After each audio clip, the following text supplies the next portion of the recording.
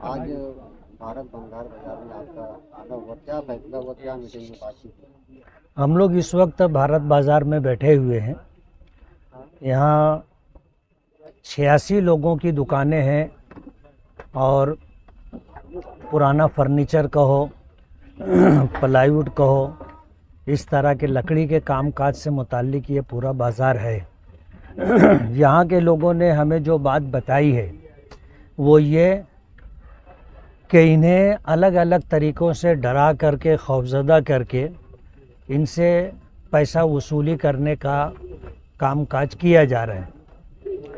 हमारी जानकारी में ये जगह नाले की जगह है और नाले की इस जगह के ऊपर आज जो लोग यहाँ पर अपनी दुकानें लगा करके रोटी रोज़ी कमा रहे हैं, उन लोगों से इस बात की डिमांड की गई है कि तुम 12-12 लाख रुपया हमको दो तो हम तुमको यहाँ पर 11 साल के लिए एग्रीमेंट करके जगह देंगे।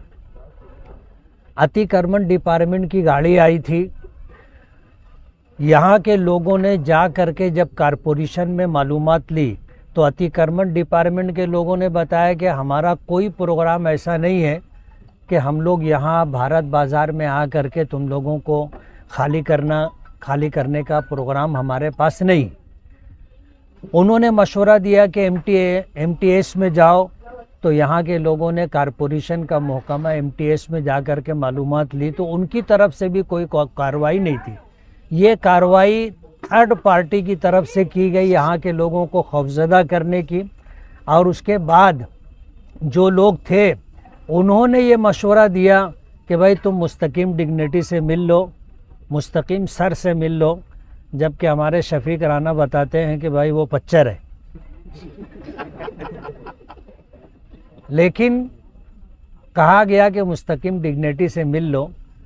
जब यहाँ के लोगों ने जा कर के उनसे मुलाकात की तो वही पैसे की डिमांड सामने आई और उनके एक आदमी ने आ कर के यहाँ से 67 लाख रुपया या 68 लाख रुपये की वसूली की है, ऐसा हमें जानकारी दी गई है।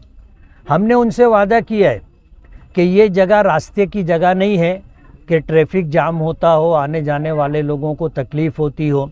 स्कूली बच्चों के आने जाने का रास्ता भी नहीं है कि उसको मुद्दा बनाया जाए। तुम अपना जो है नाले की जगह पर काम कर रहे हो, शहर वालों को इससे कोई तकलीफ़ नहीं। हम तुम्हारी लड़ाई लड़ने के लिए तैयार हैं। शर्त ये है कि तुम हमारे साथ रहो, कंधे से कंधा मिला करके खड़े रहो। हमारी कोशिश ये होगी कि अगर ये जगह कारपोरेशन की है तो कारपोरेशन की तरफ से आपको मिले, ये जगह कलेक्टर की है तो कलेक्टर आपको इसकी खरीदी देवे, कानूनी तरीके से आप इसके मालिक बनो। हमारी ये पूरी कोशिश होगी। और शहर के अंदर आप ही नहीं और इलाकों में भी लोगों को खौफज़दा करके अतिक्रमण की गाड़ी ले जा करके कुछ दुकानों पर बुलडोज़र खड़ा करके लोगों से जो है पैसे की वसूली की गई है, ऐसी जानकारी हमारे इल्म में है। इसलिए हम लोग पूरे शहर की तरफ से जिन जिन लोगों को लूटा गया है उनके लिए हम लड़ाई लड़ेंगे। उनमें से आप लोग भी हो, हम लोग आपकी भी, भारत बाज़ार के लोगों की भी मदद करेंगे। और आज से आपने हमें याद किया है, भारत बाज़ार के लोगों ने, हम लोग जो है अपने तौर पर अब काम शुरू कर देंगे। आपके पास जितने कागजात हैं, आप केयर पट्टी भरते हो तो केयर पट्टी की पावती, आपसे कुछ पैसा वसूल किया गया हो तो उसकी पावती, या जो भी आपके पास कागजात हों वो हमें फ़ाइल बना करके दो। इंशाअल्लाह हम आपको इंसाफ दिलाने की पूरी कोशिश करेंगे।